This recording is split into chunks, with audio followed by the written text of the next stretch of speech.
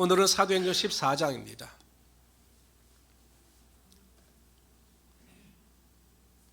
신약성경 211페이지를 찾아주시기 바랍니다. 사도행전 14장 말씀을 보도록 하겠습니다.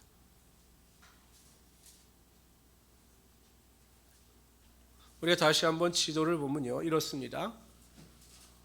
안디옥에서 출발해서 구브로 섬을 거쳐서 사도 바울이 버가를 거쳐서 오늘은 이고니아와 루스드라 사역이 중점적으로 나타납니다.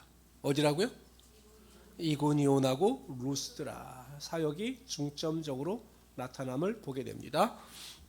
우리 먼저 1절에서부터 4절까지 읽도록 합니다. 제가 1절 읽겠습니다. 이에 이고니온에서 두 사도가 함께 유대인의 회당에 들어가 말하니 유대와 헬라의 허다한 무리가 믿더라. 그러나 순종하지 아니하는 유대인들이 이방인들의 마음을 선동하여 형제들에게 악감을 품게 하거늘 두 사도가 오래 있어 주를 힘입어 담대히 말하니 주께서 그들의 손으로 표적과 기사를 행하게 하여 주사 자기 은혜의 말씀을 증언하시니 그 시내의 무리가 나뉘어 유대인을 따르는 자도 있고 두 사도를 따르는 자도 있는지라. 이고니온에 가서 복음을 주는 것에 놀라운 능력이 나타납니다. 유대인들뿐만 아니라 헬라인들도 많은 자들의 수가 믿었습니다. 그러나 물론 믿지 않는 반대파들도 있었죠. 그러나 상상 이상의 효과가 나타나는 거죠. 왜냐하면 전혀 복음을 알지 못하는 자들에게 들어가 복음을 전거했는데 수많은 자들이 바울과 바나바의 그 설교를 듣고 믿게 되었다라고 하는 것 자체가 하나님의 은혜요, 하나님의 능력입니다. 근데 오늘 본문에 보면 사도 바울과 바나바가 어떻게 그러한 능력을 행할 수 있었는가에 대하여 밝히 말해주고 있습니다. 3절은 이렇게 동그라미 치십시오. 3절 3자에다 동그라미 치십시오. 이렇게 다 같이 읽읍시다. 시작. 두 사도가 오래 있어 주를 힘입어. 거기다 동그라미 쳐. 주를 힘입어. 주를 힘입어. 이게 핵심입니다. 주를 힘입어. 읽읍시다. 시작. 주를 힘입어 담대히 말하니 주께서 그들의 손으로 표적과 기사를 행하게 하여 주사 자기 은혜 말씀을 증언하시니 주를 의지했다. 주를 힘입었다. 주를 힘입고 주를 의지하니 하나님께서 담대함을 허락하여 주셨고 하나님께서 그들의 손으로 표적과 기사와 능력이 나타나게 하여 주셨다는 것입니다. 사도 바울과 바나바가 사역을 온전히 잘 감당할 수 있고 그러한 열매가 나타날 수 있었던 것은 자신들의 힘과 능력이 아니라 하나님을 의지했기 때문에, 하나님을 힘입었기 때문에 하나님께서 그 믿음을 보시고 그러한 은혜와 능력이 나타나게 하여 주셨던 것입니다. 역대하 16장 9절에 이렇게 말씀하십니다. 다 같이 읽어봅시다. 시작. 여호와의 눈은 온 땅을 두루 감찰하사 전심으로 자기에게 향하는 자들을 위하여 능력을 베푸시나니. 이게 무슨 의미입니까? 찾으신다라는 거예요. 하나님은, 하나님의 눈은 온 땅을 두루 감찰하십니다. 그리고 하나님께서 어떠한 자에게 능력을 베푸시느냐? 전심으로 하나님을 향하여 하나님을 의지하는 자들에게 하나님의 능력이 나타나게 하여 주시는 것입니다. 하나님께 대하여 인간의 지혜도 지식도 또한 그의 능력도 필요치 않습니다. 하나님께서 보시는 것은 하나님을 의지하는 그의 믿음인 것입니다. 우리 성도님들은 철저하게 모든 것을 다 내려놓고 하나님만을 의지하며 살아갈 수 있는 하나님의 귀한 성도들이 되시기를 주님의 이름으로 축원합니다. 그럼 우리가 하나님을 의지하든지 의지하지 않는지 어떻게 알 수 있는가? 우리가 입으로는 그러잖아요. 아이고 나는 하나님을 의지합니다. 뭐 하나님을 힘입어 살아갑니다. 말은 그렇게 다 하거든요. 근데 정말로 하나님을 의지하면서 살아가는 자들은 어떤 자들인가? 어떠한 문제나 고난과 환난과 핍박 앞에서도 하나님이 주시는 절대 평안의 능력을 가지고 살아가게 되는 것입니다. 이런 거죠. 사무엘의 어머니 한나가 자녀가 없어 그 마음이 원통하고 또 그 분인나가 마음을 괴롭게 함으로 굉장히 힘들어했습니다. 하나님의 성전에 들어가서 간절히 기도했습니다. 아들을 주시면 그를 하나님께 드리겠습니다. 그때 그가 철저히 하나님을 의지하게 되죠. 그리고 집에 돌아와서 어땠습니까? 절대 그 얼굴에 걱정, 근심이 없었습니다. 왜? 하나님을 의지했기 때문에 하나님께서 일하심을 믿었던 것입니다. 우리 성도님들은 철저하게 하나님을 의지하심으로 하나님이 부어주신 참된 평안의 능력을 가지고 살아가시는 우리 성도들이 되시기를 주님의 이름으로 축원합니다. 우리 5절부터 18절까지 읽도록 하죠. 이방인과 유대인과 그 관리들이 두 사도를 모욕하여 돌로 치려고 달려드니 그들이 알고 도망하여 루고니아의 두 성 루스드라와 드베 그 근방으로 가서 이제 루스드라 사역입니다. 이 루스드라 사역은 굉장히 중요하고 놀라운 능력이 나타납니다. 거기서 복음을 전하니라. 루스드라에 발을 쓰지 못하는 한 사람이 앉아 있는데 나면서 걷지 못하게 되어 걸어본 적이 없는지라. 바울이 말하는 것을 듣고는 바울이 주목하여 구원받을 만한 믿음이 그에게 있는 것을 보고 큰 소리로 이르되 네 발로 바로 일어서야 하니 그 사람이 일어나 걷는지라. 우리가 바울의 한 일을 보고 루가오니아 방언으로 소리질러 이르되 신들이 사람으로 형상으로 우리 가운데 내려오셨다 하여 바나바는 제우스라 하고 바울은 그 중에 말하는 자이므로 헤르메스라 하더라. 시외 제우스 신당의 제사장이 수와 화환들을 가지고 대문 앞에 와서 무리와 함께 제사자 하고자 하니 두 사도와 바나바 바울이 듣고 옷을 찢고 그러니까 참 이 어떻게 보면 루스드라 사람들이 단순하죠. 그냥 바로 사도 바울을 또 제우스다, 뭐 바나바를 헤르메스다 해서 소와 여러 가지 제사 의식을 가지고 나와서 제사를 드리려고 했던 겁니다. 이르되 여러분이 어찌하여 이런 일을 하느냐? 우리도 여러분과 같은 성정을 가진 사람이라.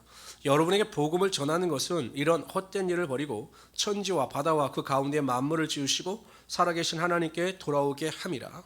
하나님이 지나간 세대에는 이게 무슨 말씀인지 아시겠죠? 지금까지 하나님께서 이방 민족들을 그냥 방임하셨다라는 것입니다. 그런데 17절 보세요. 시작. 그러나 자기를 증언하지 아니한 것이 아니하니 곧 여러분에게 하늘로부터 결실 주시는 선한이라 하사 음식과 기쁨으로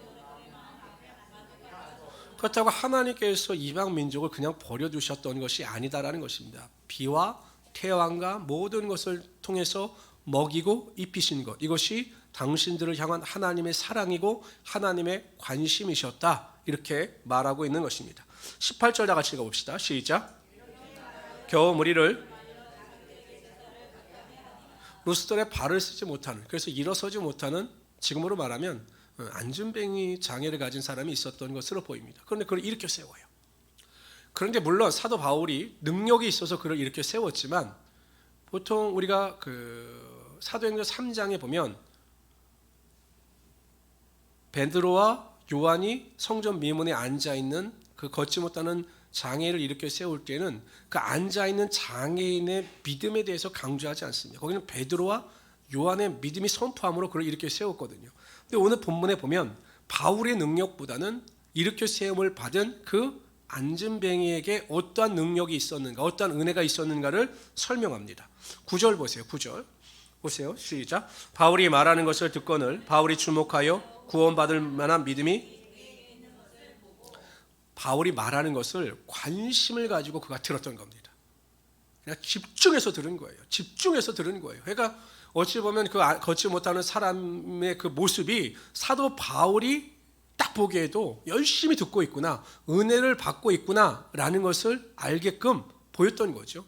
그래서 주목하여 보니 그의 마음속에 믿음이 있는 것을 보고 사도 바울이 그를 일으켜 세웠던 것입니다.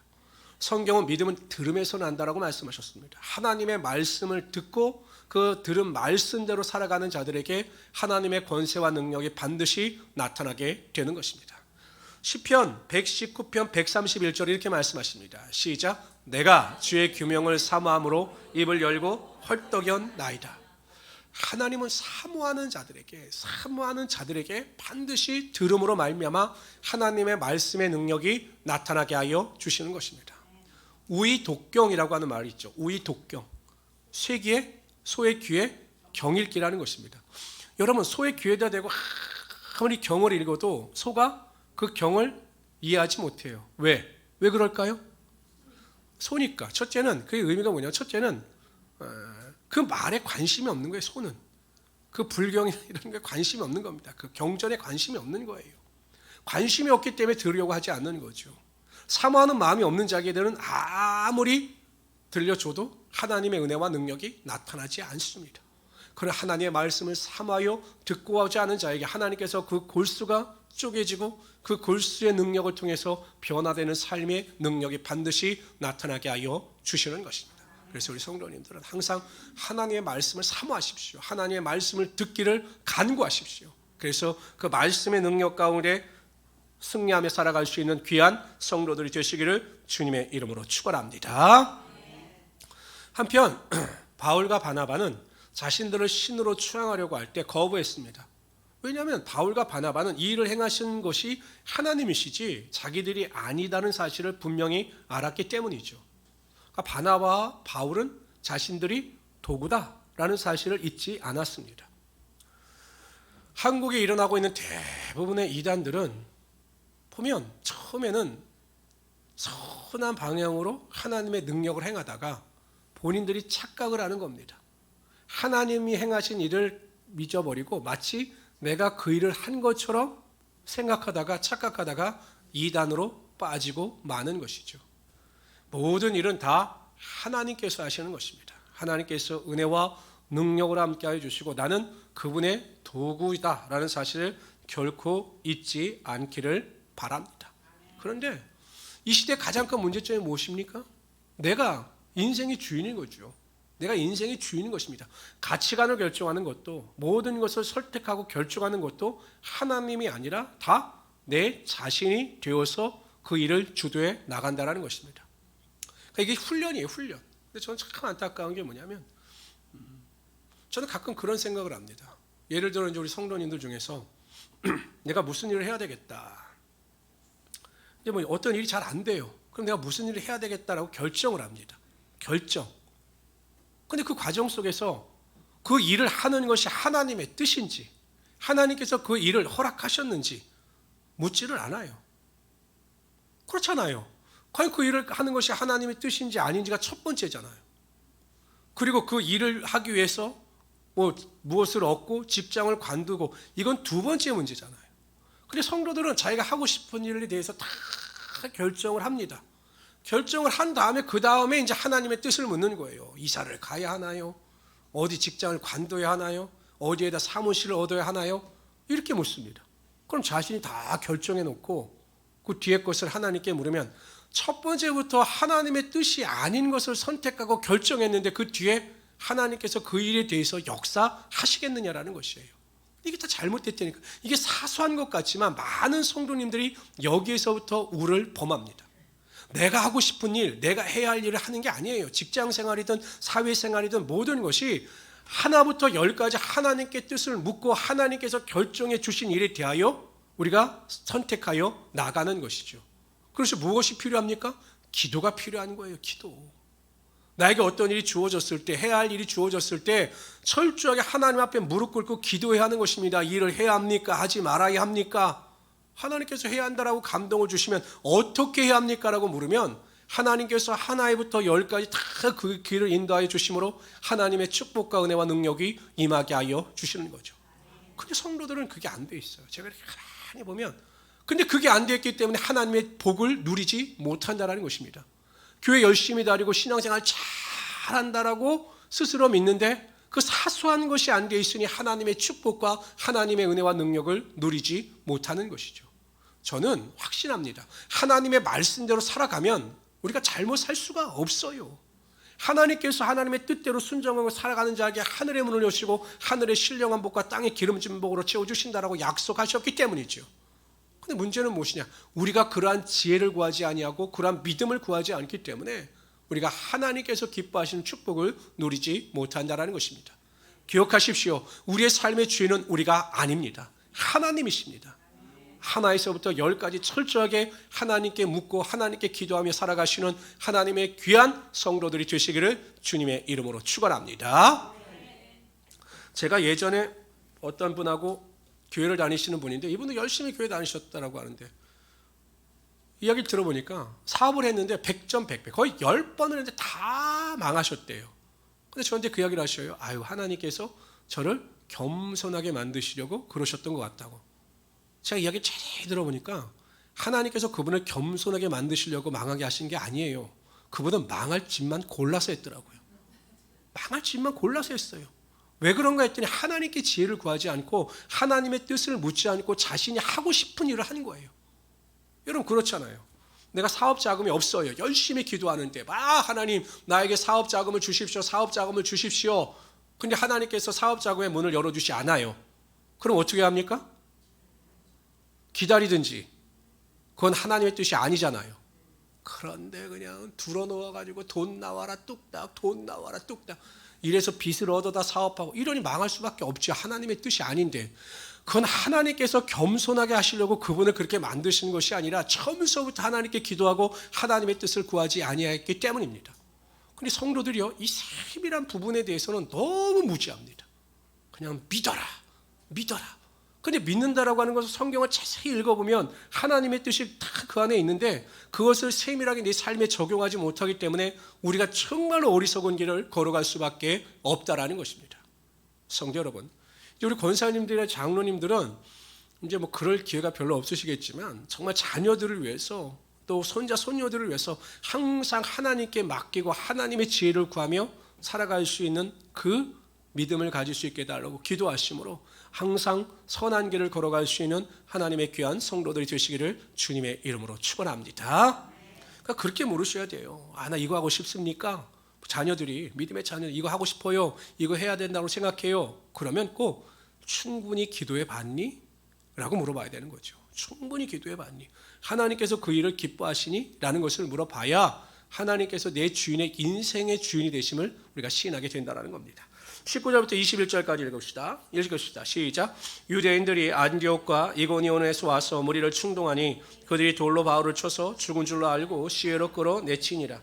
제자들이 들러섰을 때 바울이 일어나 그 성에 들어갔다가 이튿날 바나바와 함께 더베로 가서 21절 시작.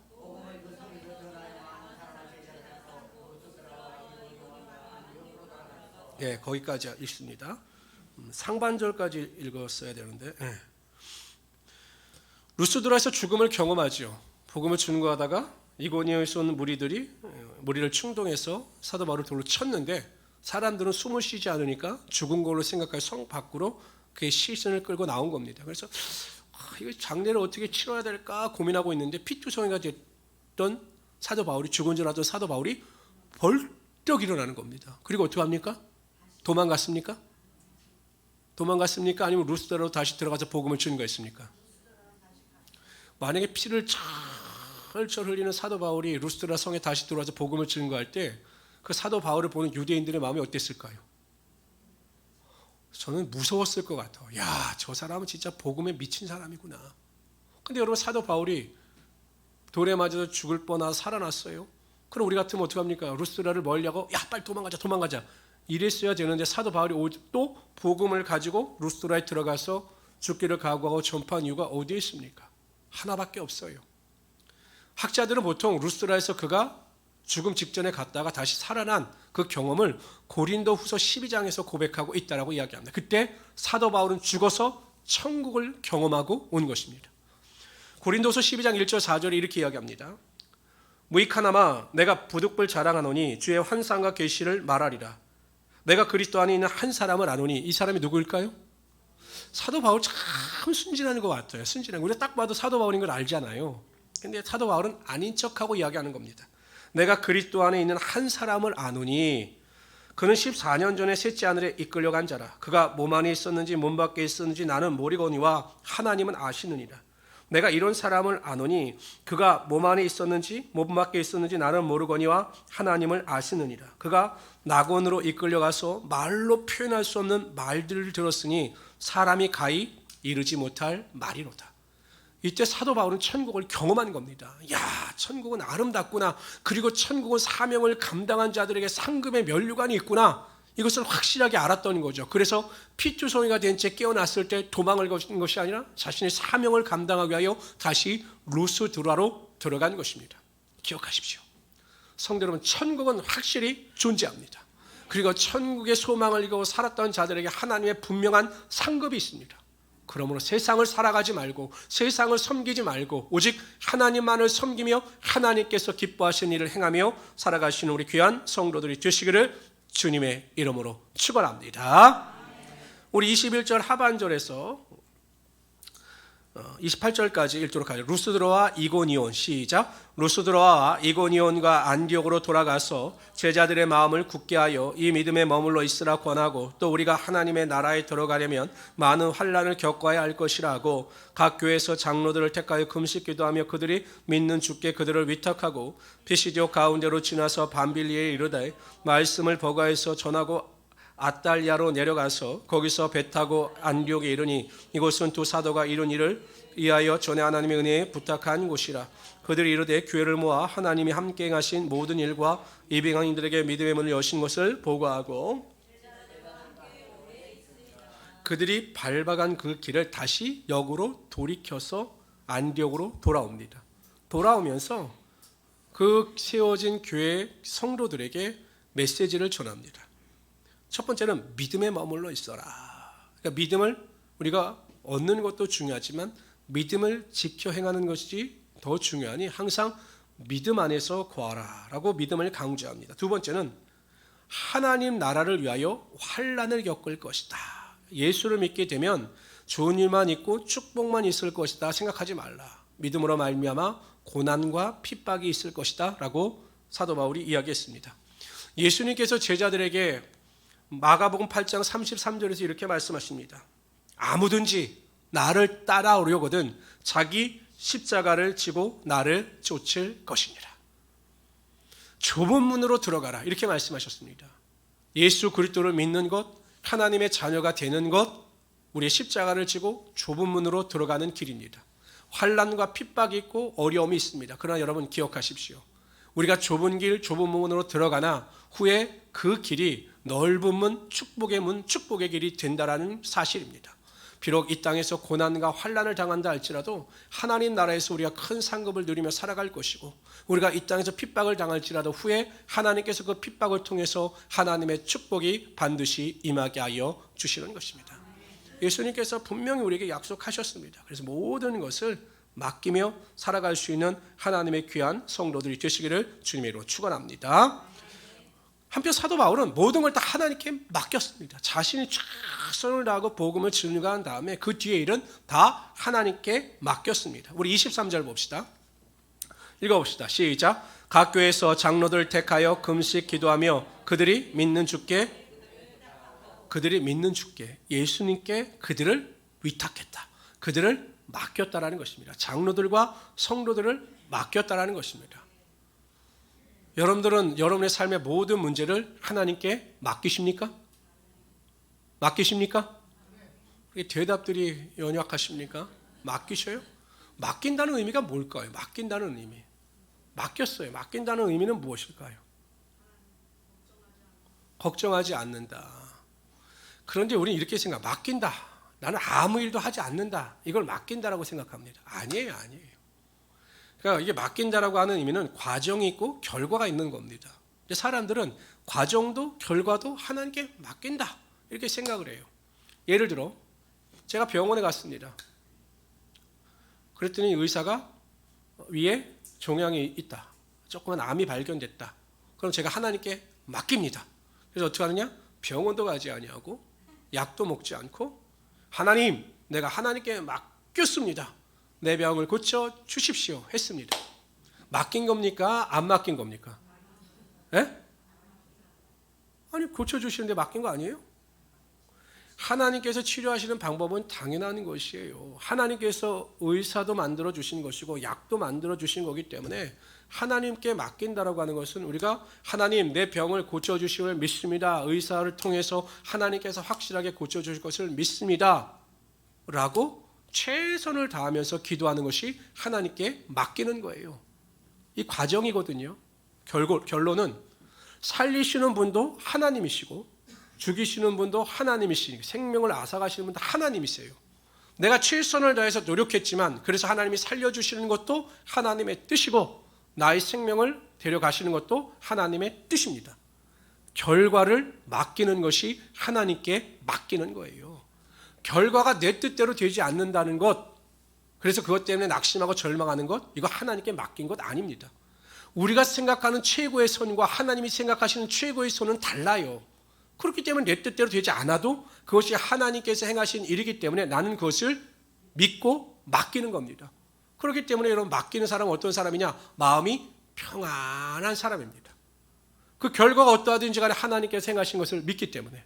그런데 그것을 맡기지 못하는 자들은 내 뜻대로 되지 아니하면 어떡하지? 내가 이번에 뭐를 탈락하면 어떡하지? 시험에 잘못되면 어떡하지? 염려하고 걱정하는 것은 하나님께 맡기지 못하는 것입니다.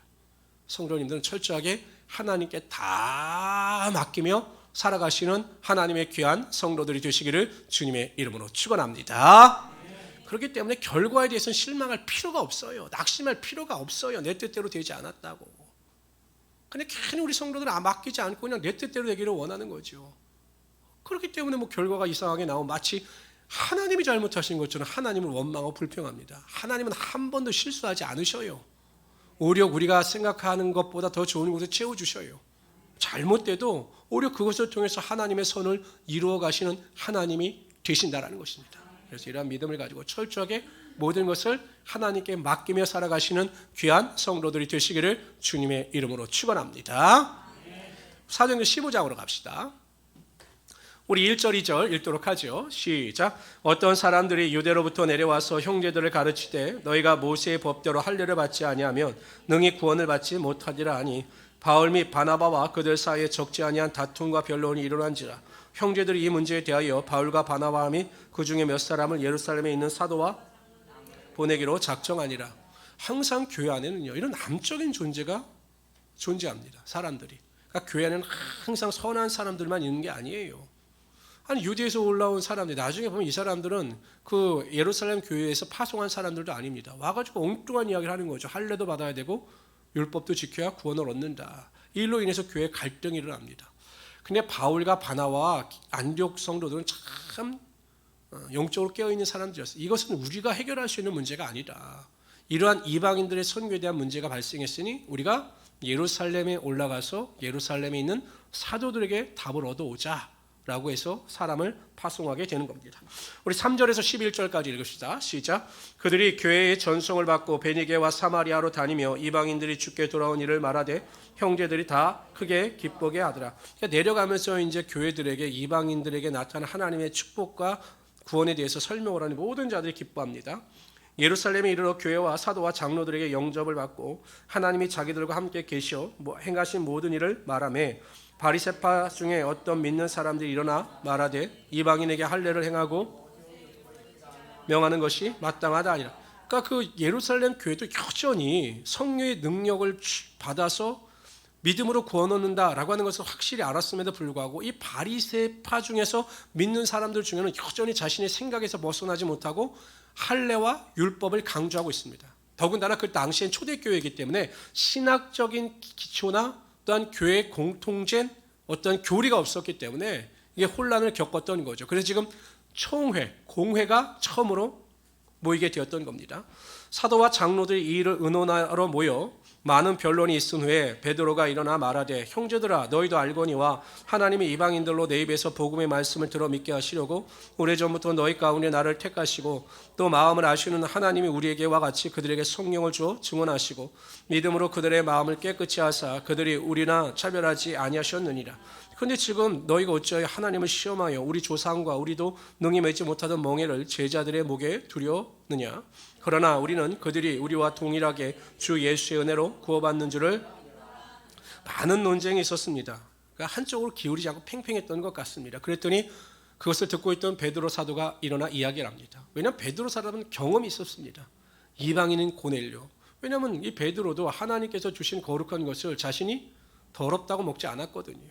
그래서 하나님께서 내가 깨끗하다는 것을 너희가 더럽다 말하지 말라 이렇게 말씀하시고 이방인 구원에 관한 것을 본인이 체험했습니다.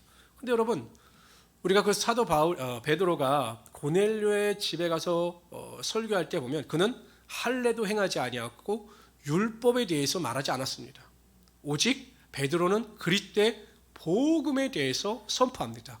근데 그들이 관심을 가지고 들을 때 성령이 불같이 임함으로 그들이 방언으로 말하기 시작합니다. 그래서 베드로가 어떻게 합니까? 그들이 성령 세례를 받자 그들에게 세례를 베풀었습니다. 순서가 바뀌었다라고 제가 말씀을 드렸죠. 그러니까 베드로는 확신했던 것입니다. 이방인들에게 오직 믿음으로 구원 얻는 역사를 하나님께서 행하셨다는 것을 본인이 알고 또한 체험했기 때문에 많은 사람들을 향해서 선포하고 있는 것입니다. 다른 사람들에게 멍에를 매지 말게 하자. 그리고 하나님께서 하신 일에 대하여 하나님을 시험하지 말자라고 선포하고 있는 것입니다. 여러분 우리가 하나님을 대신할 수 없습니다. 우리의 생각이나 사고가 하나님을 대신할 수 없어요. 하나님께서 말씀하시면 어떠한 경험도 생각도 판단도 다 내려놓고 하나님의 말씀에 절대적으로 복종해야 하는 것입니다. 그것이 하나님께서 우리에게 원하시는 것이고 우리의 삶을 이끌어가는 방식이 된다는 것입니다. 12절에서 21절까지 읽도록 하죠. 온 무리가 가만히 있어 바나바와 바울이 하나님께 자기들로 말미암아 이방인 중에서 행하신 표적과 기사에 관하여 말하는 것을 듣더니 말을 마침에 야고보가 대답하여 이르되 형제들아 내 말을 들으라. 하나님이 처음으로 이방인 중에서 자기 이름을 위할 백성을 취하시려고 그들을 돌보신 것을 시므온이 말하였으니, 시므온은 베드로입니다. 베드로. 선지자들의 말씀이 이와 일치하도다. 기록된 바 이후에 내가 돌아와 다윗의 무너진 장막을 다시 지으며 또 허물어진 것을 다시 지어 일으키리니 이는 이 남은 사람들과 내 이름으로 일컬음을 받는 모든 이방인들로 주를 찾게 하려 함이라 하셨으니, 즉 예로부터 이것을 알게 하시는 주의 말씀이라 함과 같으니라. 그러므로 내 의견에는 이방인 중에서 하나님께로 돌아오는 자들을 괴롭게 하지 말고 다만 우상의 더러운 것과 음행과 목매어 죽인 것과 피를 멀리하라고 편지하는 것이 옳으니, 이는 예로부터 각성에서 모세를 전하는 자가 안식일마다 야고보 선지자가 종집을 찍습니다. 이 야고보 선지자는 야고보서를 지은 예수님의 동생 야고보입니다. 그러니까 그 당시에 예루살렘 교회의 중추적인 지도자 역할을 감당했습니다. 그런데 야고보 사도도 결국 자신의 생각이나 판단으로 감정으로 결정을 내리는 것이 아니라 모든 문제의 해결점을 하나님의 말씀 안에서 찾고 있습니다. 15절서부터 18절까지 내용이 아모스 9장 11절 12절의 내용입니다. 그러니까 아모스 선지자들도 이방인들의 구원에 대해서 미리 예언했고 하나님께서 선지자들의 예언대로 이방인들을 구원하시기로 작정하셨으니 우리가 이방인들이 믿음으로 구원 얻는 것에 대하여 더 이상 문제를 제기하는 것이 옳지 않다라고 결론을 내립니다. 그러나 몇 가지 단서 조건을 세웁니다. 그러나 그들에게 우상의 더러운 것, 음행, 목매어 죽인 것, 피를 멀리하라. 이 네 가지 조건은 제시를 합니다. 그러면서 이야기를 하죠. 모세를 전하는 자가 안식일마다 회당에서 그 글을 읽음이라. 이 네 가지는 율법이지만 이 율법으로 인하여 구원을 얻는다라고 하는 조건이 아니라 하나님을 믿는 자들이 거룩하게 살아가야 하는 것에 대하여 설명을 하고 있기 때문에 야고보 사도가 이것을 강조한 것입니다. 지금으로 이야기하면 구원받은 자들이 거룩하고 또한 그 은혜 가운데 살아가야 함을 말씀하고 있는 것이죠. 여러분, 우리 인생의 해답은 다 어디에 있습니까? 우리 인생의 해답은 어디에 있어요?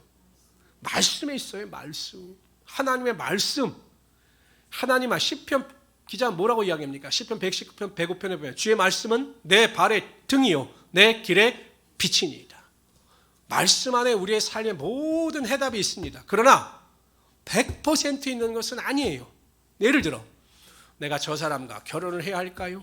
내가 이사를 가야 할까요? 이사를 간다면 어디로 가야 할까요? 내가 저 사람과 이런 문제가 있는데 저것을 어떻게 해결하는 것이 좋은 문제입니까? 이런 사소한 문제가 있잖아요. 뭐 성경에 2월달은 동쪽이 좋으니 동쪽으로 이사해라 뭐 이런 거 없잖아요. 뭐 직장을 놓고 기도할 때도 이번 직장은 전자회사가 좋을 것 같다 이런 거 없잖아요. 이건 전적으로 내가 하나님과 대면하여 기도하면 하나님께서 뜻을 알려주셔요. 핵심이 뭐냐면 성령의 감동이에요.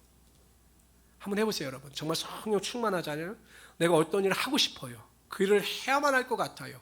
그래서 그 일을 위해서 막 기도합니다. 하나님, 그 한계의 문 열어지게 하시고 그 길로 나를 인도하여 주십시오. 성령 충만한 사람은 하나님께서 성령께서 내 안에 역사하시면 그거 불편해서 못합니다. 이상하게 불편해요. 그 일만 하려고 하면 내 마음이 불편합니다. 내가 보기에 인간적인 눈으로 볼 땐 너무 좋은데 기도하면 불편해요, 마음이. 그건 하나님께서 성령님을 통해서 우리에게 알려주시는 하나님의 뜻이에요.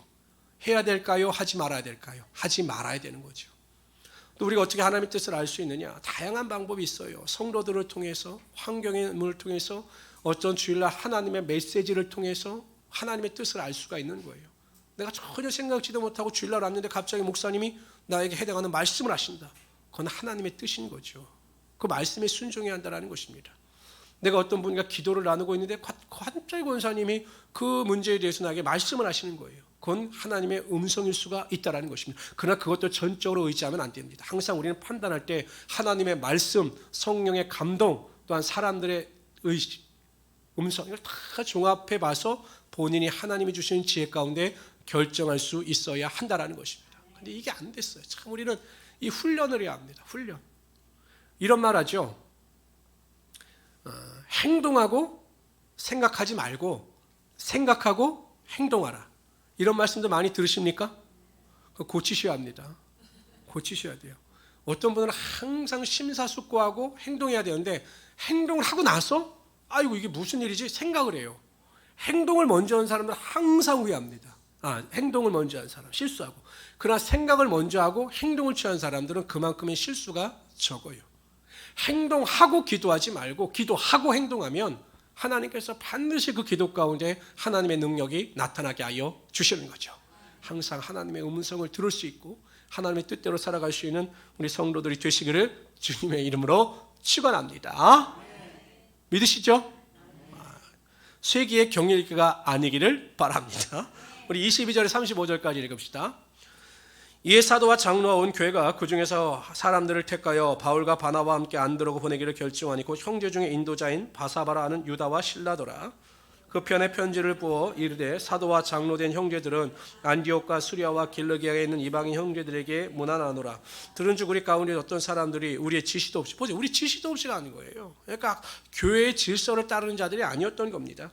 나가서 말로 너희를 괴롭게 하고 마음을 혼란하게 한다 하기로 사람을 택하여 우리 주 예수 그리스도의 이름을 위하여 생명을 아껴 하지 않은 자는 우리가 사랑하는 바나바와 바울과 함께 너에게 보내기를 만장일치로 결정하였노라. 그리하여 유다와 실라를 보내니 그들도 이 일을 말로 전하리라. 성령과 우리는 이 요긴한 것들 외에는 아무 짐도 너에게 지우지 아니하는 것이 옳은 줄 알았노라. 우상의 제물과 피와 목매어 죽인 곳과 음행을 멀리할지니라. 이에 스스로 삼가면 잘 되리라. 평안함을 원하노라 하였더라. 그들이 작별하고 안디옥에 내려가 무리를 모은 후에 편지를 전하니 읽고 그 위로의 말을 기뻐하더라. 유다와 실라도 선지자라 여러 말로 형제를 권면하며 굳게 하고 얼마 있다가 평안히 가라는 전송을 형제들에게 받고 자기를 보내던 사람들에게 돌아가되 35절 있습니다. 시작.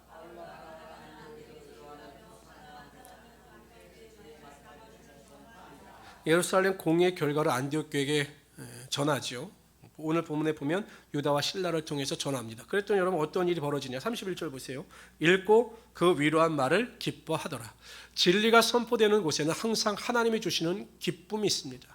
진리의 말씀이 선포되는 교회 안에는 하나님이 주시는 항상 기쁨이 흘러 넘치게 되어 있는 것입니다. 진리를 듣는 자들의 마음속에는 슬픔과 우울과 탄식이 떠나가고 하나님이 주시는 신령한 기쁨이 흘러 넘치게 되어 있는 것입니다. 그래서 항상 하나님의 말씀 진리를 사모하시고 진리를 들음으로 기쁨 가운데 살아갈 수 있는 우리 성도들이 되시기를 주님의 이름으로 축원합니다. 36절에서 41절까지 읽도록 하지요. 며칠 후에 바울이 바나바더로 말하되 우리가 주의 말씀을 전한 각성으로 다시 가서 형제들이 어떠하니가 방문하자 하고 바나바는 마가라 하는 요한도 데리고 가고자 하나 바울은 밤빌리에서 자기들을 떠나 함께 일하러 가지 아니한 자를 데리고 가는 것이 옳지 않다 하여 서로 심히 다투어 피차 갈라서니 바나바는 마가를 데리고 배 타고 구브로로 가고 바울은 실라를 택한 후에 형제들에게 주의 은혜의 부탁함을 받고 떠나 수리아와 길르기아로 다니며 그렇게 찰떡궁합이었던 바울과 바나바가 마가 요한 때문에 싸워요. 이 마가 요한은 그 바나바의 생질 조카였습니다. 근데 밤빌리아 보고에서 워낙 부잣집 아들로 커서 그런지 힘들어서 그냥 돌아가 버려요. 말도 안 하고. 그러니까 사도 바울은 사명에 추천한 사람이었으니까 못 보는 거죠. 어떻게 그런 사람을 다시 데리고 2차 선교를 떠날 수 있느냐. 그러나 바나바는 사랑이 많은 사람입니다. 그러니까 바나바는 이야기하죠. 이거 한 번 실수는 할 수 있는 것이니 우리가 마가 요한에게 한 번 더 기회를 주자. 누가 옳습니까? 바나바가 옳습니까? 사울이 옳습니까? 바나바가 옳아요? 사울이 옳아요? 사울과 바울. 여러분들도 다 맞기 틀리잖아요. 제가 본 게 틀린 게 아니라 다른 거예요. 다른 거. 그래서 막 싸웁니다. 여기 은혜가 있어요. 바울과 바나바가 그렇게 싸웠는데도 자신들의 사명은 도외시하지 않는다라는 것이에요. 싸웠지만 각자. 바나바는 마가 요한을 데리고 구브로로 갔고 사도 바울은 실라를 데리고 2차 선교 여행을 떠납니다. 나중에 여러분 어떻게 되냐면 마가 요한이요. 결국 사도 바울이 아주 중요한 동역자가 돼요. 보세요. 시작. 누가만 나와 함께 있느니라. 내가 올 때 마가를 데리고 오라. 저가 나의 일에 유익하니라. 그러니까 우리 마가가 바뀌었어요. 우리 마가가 바뀐 거예요. 그러니까 하나님께서 하시는 거죠. 근데 저는 여기서 큰 은혜를 받을 게 뭐냐면, 야, 그렇게 마음이 상하면, 싸웠으면 그냥 자기 사역에 대해서도 좀 등한시할 수 있을 텐데, 그들은 싸우는 것과는 별개로 하나님께서 맡겨주신 하나님의 일에는 충성하고 있다라는 것입니다. 저는 가끔 이해하려고 해도 이해가 안 되는 부분이 있어요. 뭐냐면, 부부싸움을 했는데 왜 주일날 교회를 안 나올까요? 네? 부부싸움을 했는데 교회를 안 나와요. 이해가 되십니까? 아, 이해가 되시는군요. 되시는군요. 아니, 싸우는 건 싸우는 거고 예배는 예배 아닙니까? 그럼 싸우지 말든지. 저 집사람은 토요일날 절대 잘 말을 안 합니다. 왜냐하면 주일을 대비해서 싸울까 봐 말을 잘 안 합니다. 조심해야죠. 거룩한 주일인데. 저는 그래서 솔직히 이해가 되지 않아. 하나님 기뻐하실까요? 아이고 잘했다. 싸웠으니까 마음도 심란한데 오늘 교회 푹 쉬어라. 이러시지 않을 거예요. 하나님의 일은 하나님의 일이에요. 여러분, 우리 하나님 그거 무시하는 건 아니겠어요? 예를 들면 부부가 싸웠습니다. 시댁에 갔어요. 시댁에 가서 시부모하고 안면 몰수합니다. 며느리가 기분 나빠서, 아이고 어떻게 저런 남편을 낳았어. 기분 나빠서 말을 안 해요. 가만히 있어요. 시부모가, 아이고 우리 며느리 똑똑하네. 얼마나 착해. 그래 네 기분대로 해라. 이렇게 말할까요? 뭐라고 말할까요? 제가 참 심한 말을 못하겠지만 이런 싸가지가 이러지 않겠어요? 사람도 그게 기본인데, 하나님께 대하여 하나님을 예배하고 하나님을 경외하면 우리의 감정과는 상관이 없는 거예요. 싸운 거죠. 그러나 여러분, 우리가 하나님께 예배하는 건 하나님께 예배하는 거죠. 바울과 바나바는 그거에 대해서 철저한 사람이었습니다. 뿐만 아니라 여러분 보세요. 바울과 바나바가 싸울 때 사람들은 아이고 왜 저럴까? 왜 저렇게 뛰어난 지도자들이 싸워서 각자 흩어졌을까? 비난하는 사람도 있었을 겁니다. 근데 결국 보세요. 어떤 일이 벌어집니까? 바울과 시라를 통해서 사도 바울도 놀라운 사역을 감당하지요. 바나바가 요한에게 한번 기회를 더 줬더니 마가 요한이 훌륭한 사도 바울의 동역자로 변화가 됩니다. 싸웠지만 두 사람을 통해서 합력하여 선을 이루시는 하나님의 능력이 나타나고 있는 것입니다. 성도 여러분, 고난과 좌절과 실패가 우리의 삶의 걸림돌일 것 같지만 우리가 그 믿음 안에서 살아가게 되면 하나님께서 그 모든 일을 통하여 합력하여 선을 이루어주시는 능력이 반드시 나타나게 하여 주시는 것입니다. 그래서 믿는 사람들에는요, 당하는 모든 일이 이게 뭐 끝이 아니에요. 실패가 아닙니다. 하나의 과정입니다. 그 과정을 믿고 믿음 안에서 넉넉히 이기며 살아갈 수 있는 귀한 성도들 되시기를 주님의 이름으로 축원합니다. 기도합시다. 좋으신 하나님 감사합니다. 우리가 은혜와 능력 가운데 승리할 수 있도록 도와주시고 항상 하나님을 의지하며 살아갈 수 있는 귀한 성도들이 되게 하여 주시옵소서. 감사하며 예수님의 이름으로 기도드리옵나이다. 아멘.